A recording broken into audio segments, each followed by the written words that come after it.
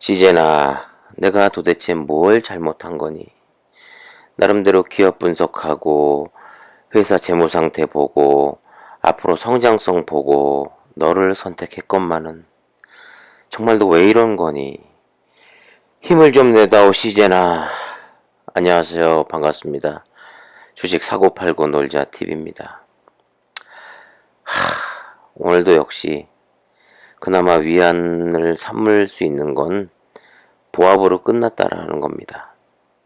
보시다시피 코스피 외국인과 기관의 이 매수에 힘입어 오늘 3247까지 거의 3250까지 다가가고 있는 상황이고, 물론 또 내일 또 조정이 나올 수 있습니다만은 코스닥도 이제 다시 천선을 두들기려고 하고 있습니다. 저도 상당히 그 시젠의 비중이 지금도 높은 상황입니다만은 한때 고민을 좀 많이 했어요. 나머지 가지고 있는 현금으로 시젠에 100%를 다 투자할까, 아니면 그냥 리스크 해지 차원에서 리스크를 좀 줄이기 위해서 어떻게 될지 모르니까, 그래, 이 종 남은 돈은 다른 종목으로 좀 안전한 또 종목을 찾아서 투자를 좀 해놓자 해서 조금 분산을 시켜놨었는데, 그나마 다행인 것은 분산해서 사놓은 종목들이 오늘은 대체적으로 좀 좋았습니다.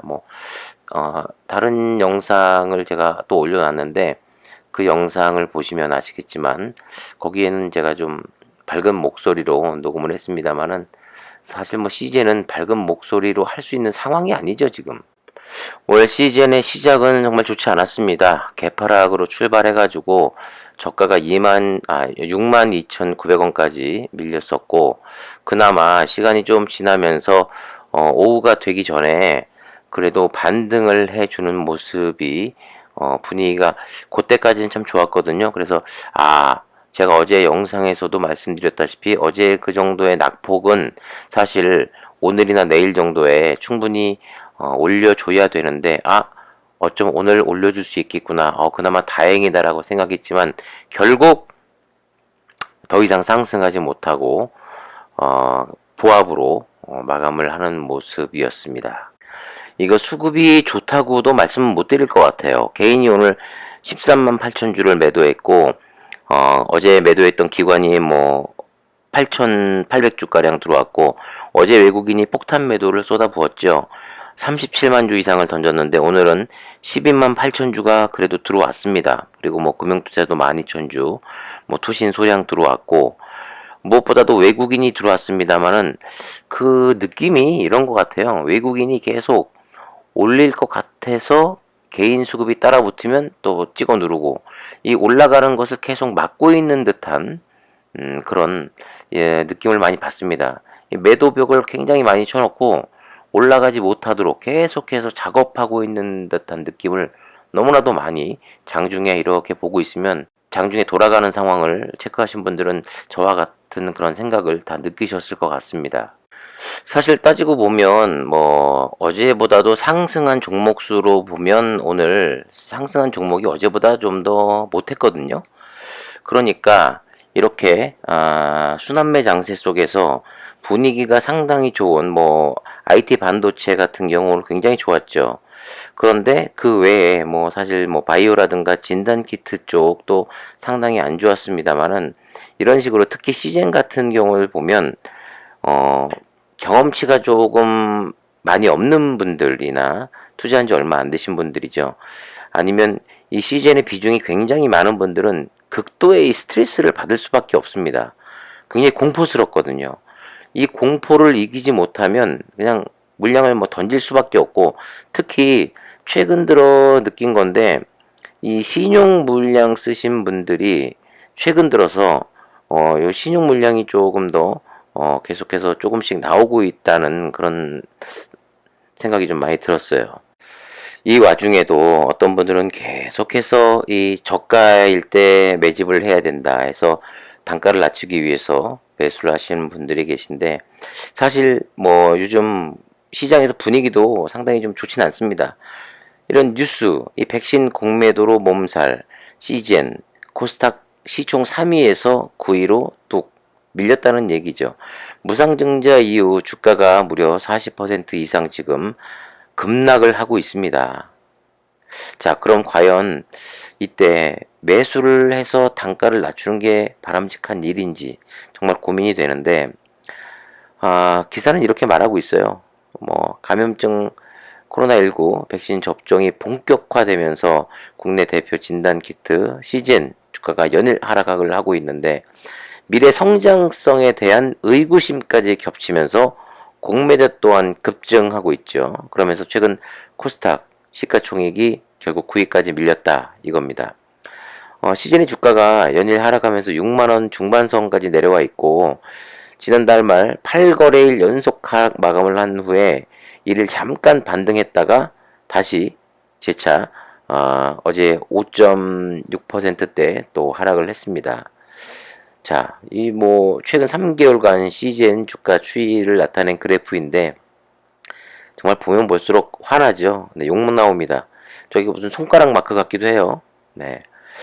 자, 이 문제는 사실 이 무상증자에 나서는 등 적극적인 주주 환원 정책을 폈습니다만 시장의 우려를 불식시키는 데는 실패했죠. 결과적으로는 주가가 무상증자 이후 계속 지지부진한 상태인데, 무상증자 권리락이 발생한 4월 23일 기준가 98,000원에 거래를 재개한 후 주가가 10만 7,500원까지 급등했지만 한 달여 만에 결국 40% 가까이 떨어지고 있죠.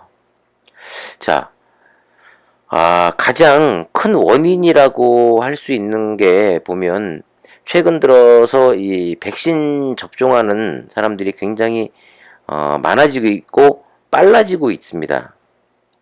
그런데 그전에는 백신을 접종해도 진단키트의 수요는 줄지 않을 것이다 라는 그런 이야기가 있었습니다만, 결과적으로 확진자가 덜 나오게 되면은 진단을 받는 숫자 또한 줄어들 수밖에 없습니다.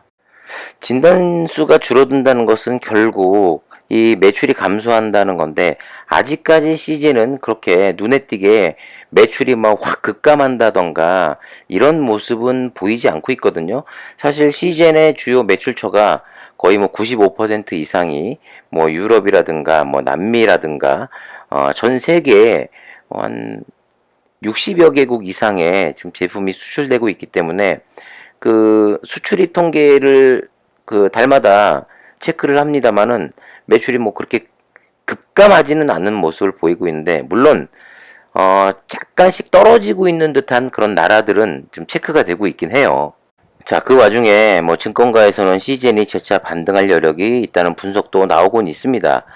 KTB 투자증권 연구원인데, 백신 접종 후에도 코로나19 재확산 가능성이 있다는 불확실성이 여전히 존재한다라고 이렇게 생각을 하고 있는데, 실제로 종식이 된다고 하더라도 CGN이 그동안 판매한 장비가 무려 3,434대로 여기에 쓰일 전용 시약 매출액도 지난해 8,279억 원에 달했다. 이렇게 분석한 자료가 있긴 합니다만은, 지금 제가 영상에서도 언급을 했습니다만은 일부 지금 증권사 리포트 가운데서 이제 시젠 같은 그런 그 넘버 원, 투를 달리고 있는 회사, 큰 회사 같은 경우는 그래도 이제 바닥을 찍은 것 같고, 이제 하반 경직이 확실하다면 재차 반등할 수 있는 여력은 또 충분히 된다라고 그렇게 해석하는 것이 점점 많아지고 있는 것도 사실입니다.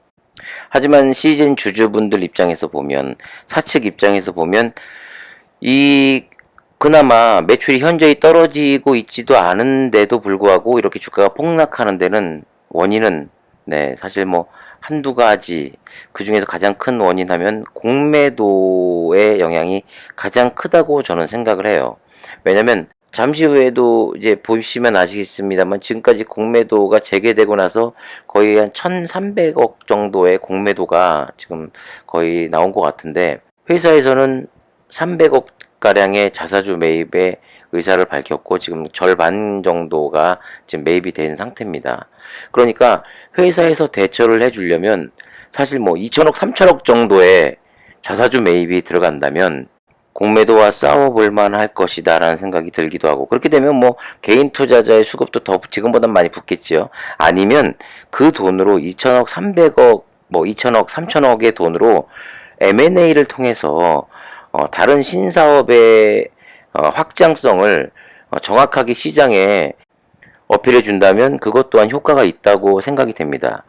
이제는 지금 기사에서 보시다시피 백신을 뭐 두 차례 다 접종한 뒤에 확진된 이른바 뭐 돌파 감염 사례가 5명 추가로 나왔다라고 하는 기사가 있는데, 이런 기사는 지금 분위기에서는 공매도가 없다면 모를까, 공매도가 지금 활개를 치고 있는 상황에서 이런 기사가 주가 반등할 수 있는데 힘을 보탤 수가 없습니다.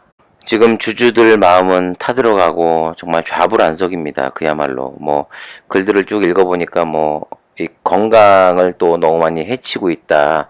주식하면서 특히 시젠을 보유했다는 그 이유만으로 너무 스트레스를 받아서 뭐 위궤양이 걸렸다. 뭐 잠을 못 자고 있다. 여러 가지 글들이 올라오고 있는데, 사측에서는 물론 사측도 열심히 노력하고 힘든 줄 압니다만은 좀 더 시장에서 원하는 명확하고 확실한 대책을 빨리 내놓아야 할 것 같습니다.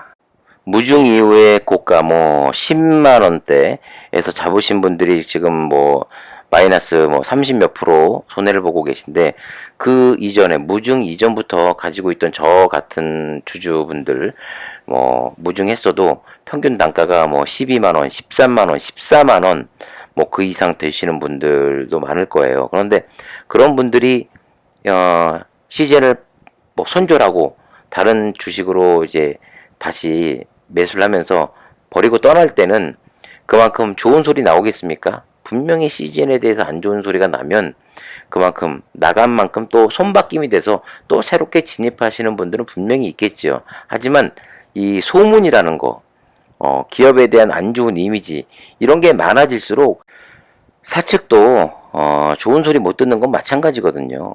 예를 들어서 뭐 헬릭스미스 보십시오.